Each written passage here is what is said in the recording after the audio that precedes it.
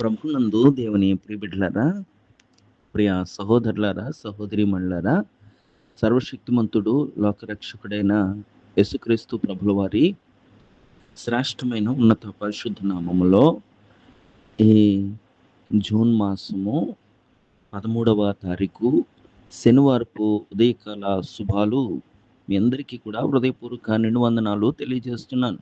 అందరూ బాగున్నారా? దేవుని మహాకృపలో అందరూ క్షేమంగా ఉండాలని ప్రభుకి ప్రార్థన చేస్తున్నాను. రండి, వాక్యాన్ని చదువుకొని ప్రార్థన చేసుకుందాం. నాశనమే వారి అంతము, వారి కడుపే వారి దేవుడు. వారు తాము సిగ్గుపడవలసిన సంగతుల యందు అతిశయపడుచున్నారు, భూ సంబంధమైన వాటి యందే మనస్సు నుంచుచున్నారు. మన పౌరస్థితి పరలోకమందున్నది, అక్కడ నుండి ప్రభువైన యేసుక్రీస్తు అను రక్షకుని నిమిత్తము కనిపెట్టుకుని ఉన్నాము.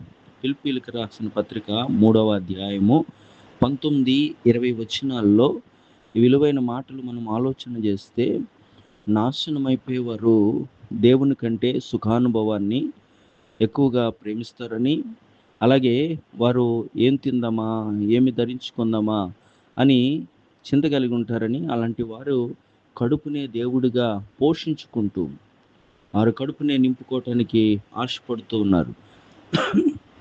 అలాంటి వారిని భ్రష్టులు, వ్యభిచారులు అని వాక్యము సెలవిస్తుంది.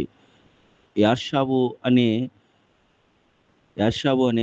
యాకోబు కుమారుడు, పెద్ద కుమారుడు, తన ఆకలిని తాళలేక ఒక కేవలము చిక్కుడుగాయల అనే కూర కోసము తన తమ్ముడైన యాకోబుకి జ్యేష్ఠత్వపు హక్కును అమ్మివేసి ఉన్నాడు, ఇచ్చివేసి ఉన్నాడు. కడుపు కోసము జ్యేష్ఠత్వ విలువను కోల్పోయాడు, దానికి ఉన్న విలువను గుర్తించలేకపోయాడు.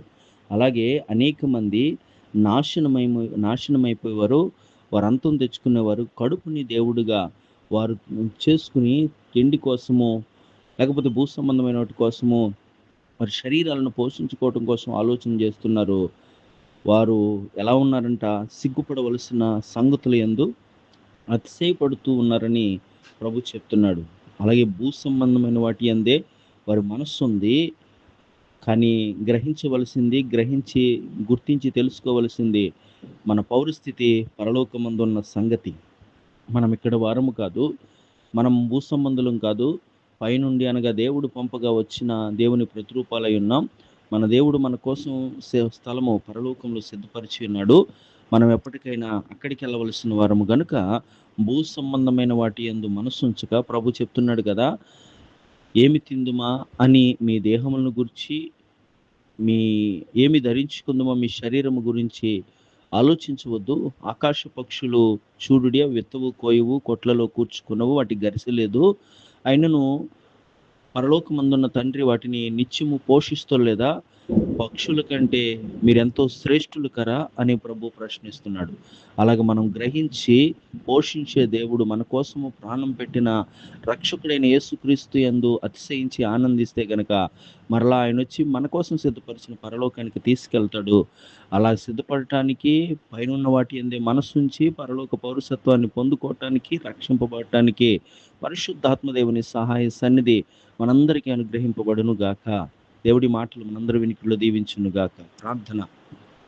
సర్వశక్తిమంతుడా, సర్వోన్నతుడా, సకల ఆశీర్వాదాలకు కారణభూతుడైన గొప్ప దేవుడా, నీకు వందనాలు.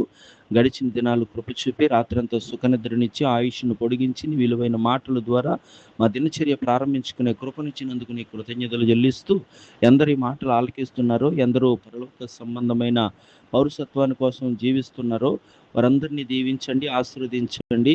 ఆయా దేశాల్లో ఉన్న బిడ్డల చుట్టూ నీ కాపుదల భద్రత ఉంచండి. నేటి దినం పుట్టినరోజు, పెళ్లి రోజు జరుపుకుంటున్న వారికి నూతన సంవత్సర దయా కిరీటాలు ఇచ్చి నువ్వు అనుగ్రహించిన దినమంతట్లో కూడా నీ కృపా సన్నిధి తోడుగా ఉంచి మమ్మల్ని నడిపించమని నజరేయుడైన యేసు పరిశుద్ధ నామములో ఈ ప్రార్థనలు అడుగుచున్నాను పరలోకపు తండ్రి. ఆమేన్.